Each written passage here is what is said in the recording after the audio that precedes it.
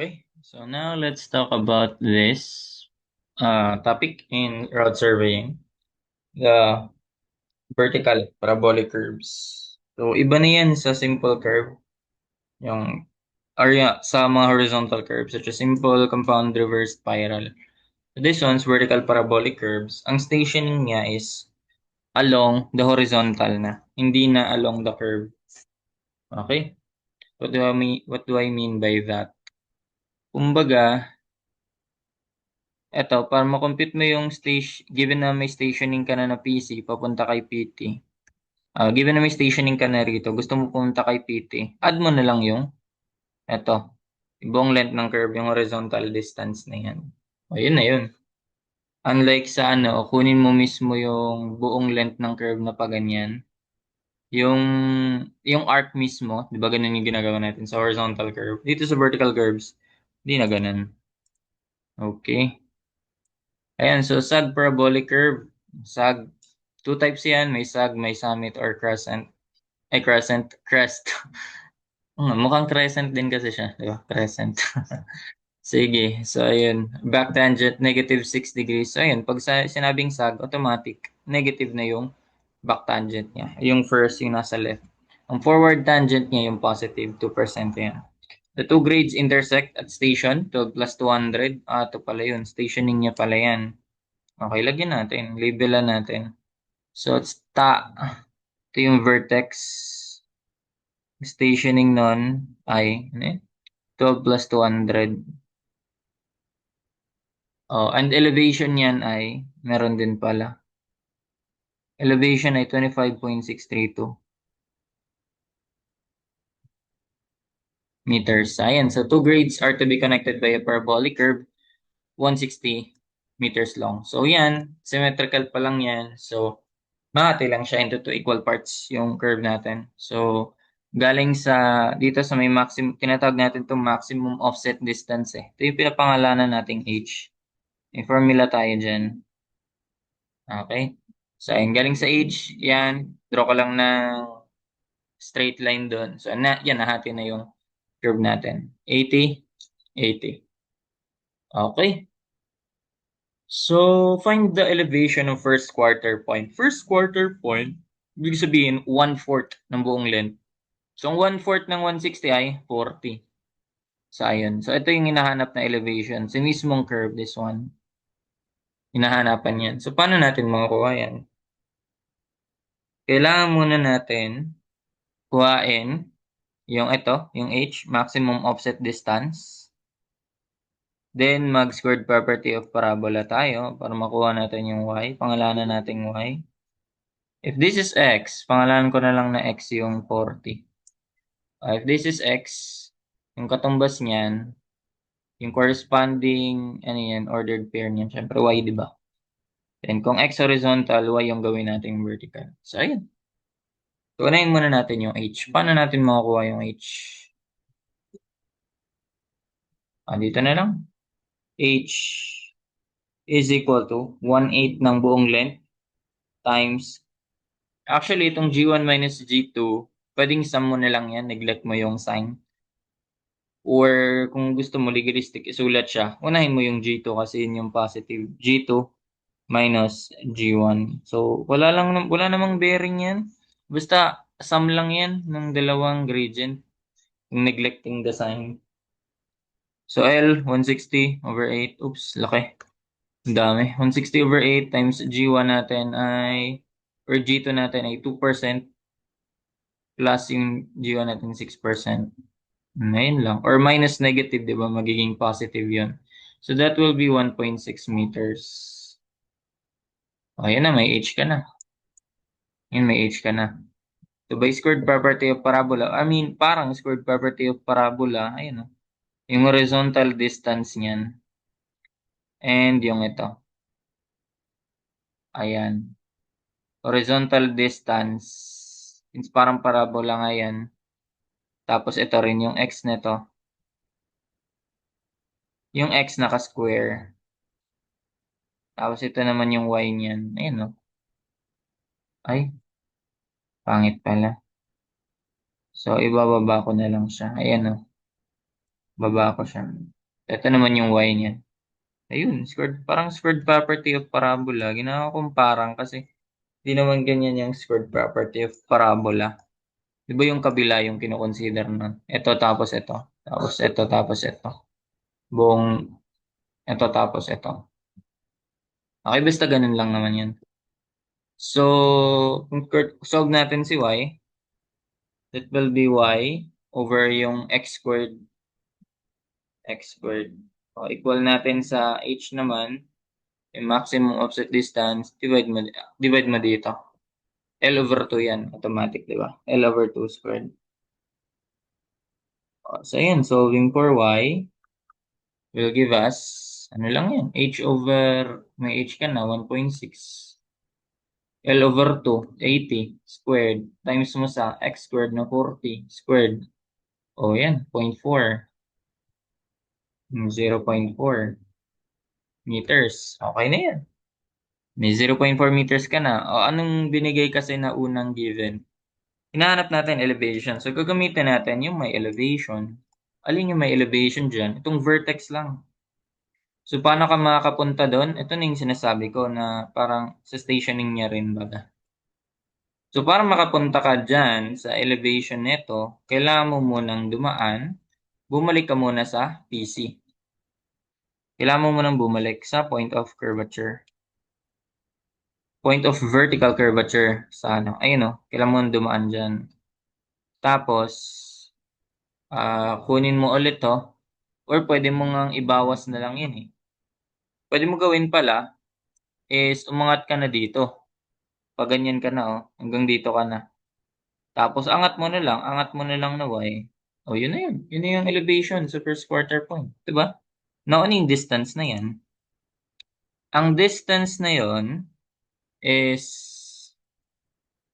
okay, parang ganito lang kasi yan. Explain ko na lang yung gradient din.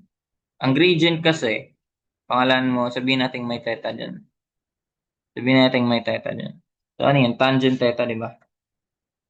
Tangent theta is equal to opposite. Pangalan natin opposite yung y, yung height over adjacent, yung x horizontal distance. O para makuha mo yung x, so that is, yung y rather, yung height, yung additional sa elevation, change in elevation, x times tan theta lang yun.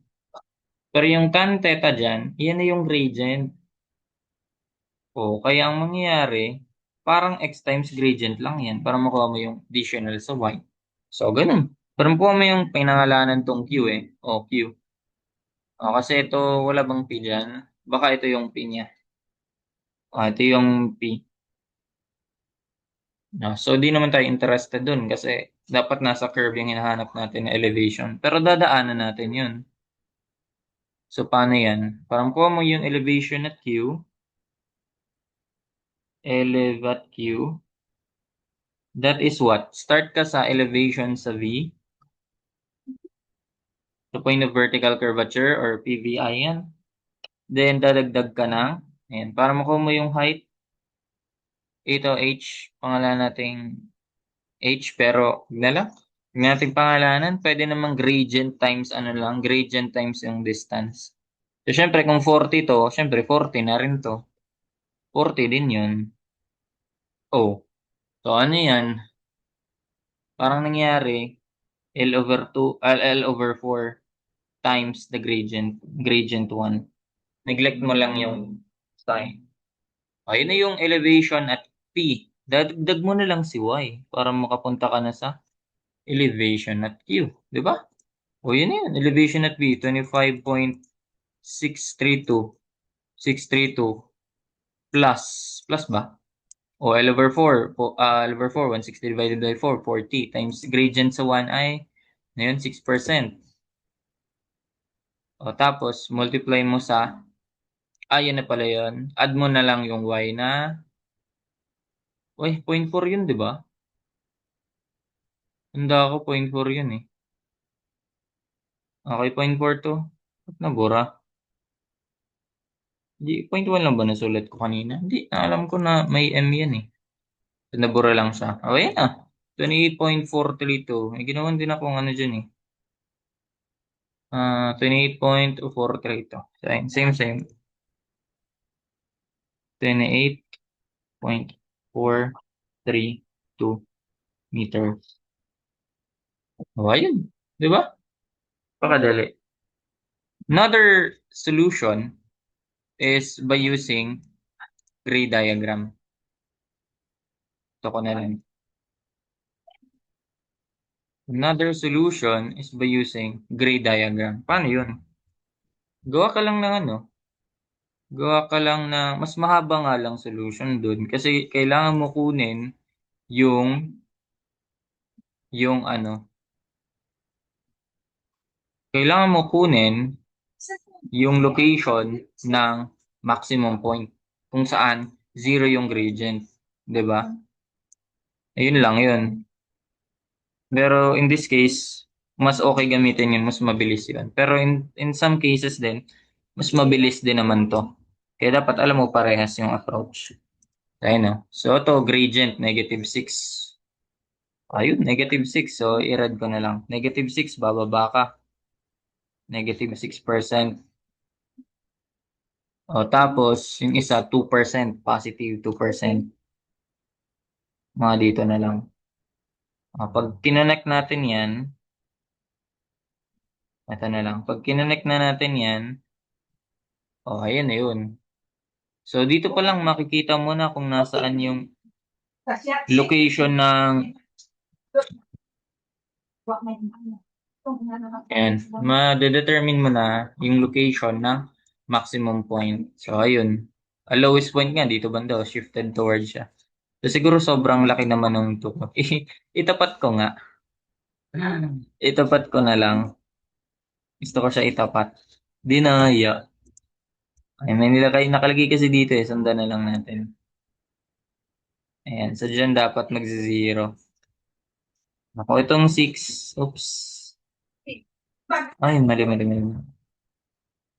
Ayan. So, dito lang pala. Ang liit, no? Ayan, 2%. Ayan. So, ito yung G1. Yun yung G2. So, lagay natin -6%. Ang G2 naman ay 2%. Of course, itong mga ordinate niyan, yun yung mga gradient. Ayan. At tas ang area naman, yun yung height. Kaya gray diagram tawag sa kanya. So dito, zero ang gradient. Basically, ayan yung S1. Yung location ng maximum kung sa summit, minimum naman kung sag. So S1, ayan, by ratio and proportion na lang yan. S1. Kung pangalanan mong S1 to, edi ang kabila, 160 minus S1. Di ba? Buong length ng curve minus S1. O by ratio and proportion, S1 all over 6% equals 160 minus S1 all over 2%. Let's solve for S1. Ang S1 dyan ay, ngayon na lang natin X over 6%. Or kahit wala na yung percent kasi parehas naman sila meron eh. 160 minus X divide by 2. Ayan. So, mga estimate natin siguro kung stationing ano to. Anong stationing na ito? Ba't ko nilayo? Sige. Ganyan, okay na siguro. 12 plus 200, di mo pala masabi. Yan lang pala, di mo alam. Sige mga ano, kalahati, 160, sige 80. So mga 80. Ayun na nga, ayun na yung sagot pala, X. No need to assume na. That is, yun na yung lowest point, 120. L1, S1, 120 meters. So, 120 to, 120 to, kabila ay 40 meters na lang. 40, 50, 60. Ayan. So, ang hinahanap ay elevation ng first quarter point. Kailangan natin makuha yung alin, yung gradient doon. Mag-ratio and proportion din tayo. Mag-ratio and proportion ulit tayo dyan. Daming ratio and proportion, no? Pero may some case na mabilis din talaga to. Ayan, solve natin to.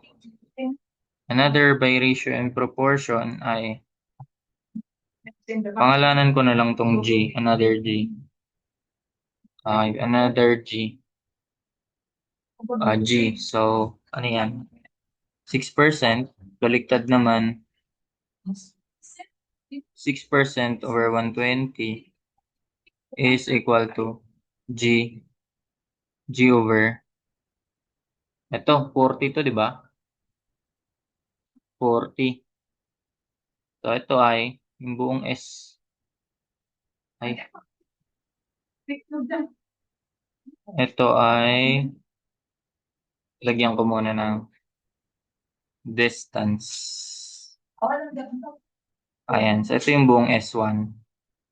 So, kung 40 yan, 80. 80 na to. Diba? 80 meters. So, ayan. So, 6% over 120 ang buo. Plus G over 80 na lang. So, gawin natin naka-percent na rin to. Or, okay na yan. G. Kasi matatanggal din naman yan eh. So, that is just 6 over 120 times 80. 6 over 120 times 80. Oh, 4%. Ayan, 4% pala yan. 4% pala yan. 4%. Okay. And then, ayun na. Para makuha mo na yan, area na lang. Ang area nito is the change in elevation. Pero, kailangan mo muna makuha yung elevation sa PC mismo. Ayun pala. Kailangan mo na makuha to. Doon ka magsistart eh. Or pwede mo gawin, elevation dito, taas. I-add mo na lang. Start ka dito. Dadagdag mo yung change in elevation na to. Pwede yun. Ito. So, kailangan mo din talaga yung 4%. Sige. So, unahin muna natin yung ano. Di ba ito yung ano? Ito na yung elevation ng PVC, kung naman tawag nyo dyan. Kasi from elevation V, nagdagdag ka ng 6% na, ay, kulang pala yan. Okay, kulang pala siya. So, akin. Sulat na lang natin. Elevation PVC or PC. PC na lang dyan. Is from what? Elevation V. Tinulang pala. Dumiretso pala dyan. Elevation V. Dagdag ka ng. Ayan. L over 2 times 6%. L over 2. Hindi L over 4 times 6%. Kaya na yan. Elevation ng PC. Elevation ng V ay 25.632. 25.632 plus L over 2. Yun yung 80. Times 6%. G1, 6%. Ayan. So, 30.432 times 30.432 meters. Elevation yun ni PC. So, yun yung kailanganin natin. Dadagdag na lang natin to. Rekta na yan. O, plus. Actually, bababa ka pala. No? So, minus. Bawas mo to. Tsaka, nasa negative din siya below x-axis. Ayun. So, ang mangyayari, minus 1/2.